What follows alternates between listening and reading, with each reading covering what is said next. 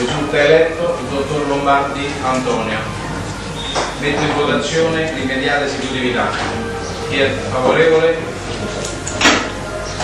Chi è contrario? Chi si astiene?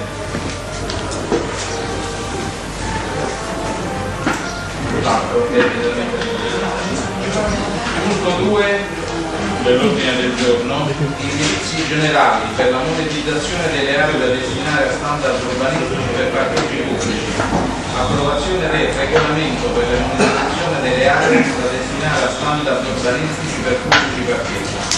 Passo la parola all'assessore.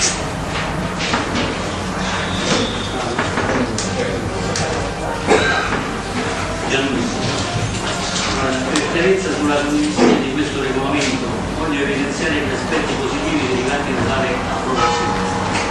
I vantaggi della monetizzazione sono: la funzione del parcheggio nel sistema della mobilità urbana viene comunque assolta, essendo questa del tutto indipendente da regimi proprietari. I costi di gestione e manutenzione vengono a gravare sui soggetti economici che dalla esistenza di queste infrastrutture traggono agevolazioni e non sulla intera comunità cittadina. 3. I proventi della monetizzazione consentono all'amministrazione di attuare interventi migliorativi nella rete stradale e la realizzazione di spazi di sosta nella città consolidata dove non sussistono più le condizioni di attivazione di risorse private in mancanza di interventi urbanistici unitari preventivati.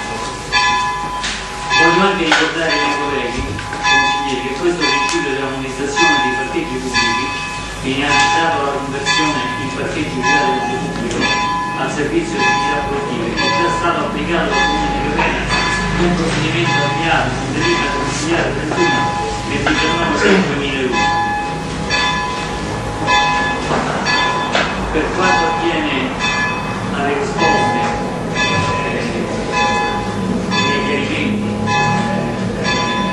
state chieste, che alcuni esternali in commissione statistica non sono coerenti, l'amministrazione si è attivata anche in via informale per avere pareri di consultare il regolamento. Le indicazioni ricevute da una autorevole professionista queste problematiche sono state le seguenti. Il regolamento mi pare puntuale, esaustivo, in linea anche con le amministrazioni che si stanno sviluppando per il punto opzione progettuale di applicazione del piano Gatta. Con questa comunicazione rassicurante seguita dalla delibera regionale 184 dell'8 maggio 2011 che chiarisce in modo esaustivo al comma 8 articolo 3 le indicazioni per normare attraverso apposito regolamento le opere di urbanizzazione primaria ci ha rassicurato. Tra l'altro non risulta tutt'oggi che sia pervenuta risposta a due cose dei componenti della minoranza che hanno fatto una richiesta in commissione firmata da tutti i componenti della minoranza. Ora,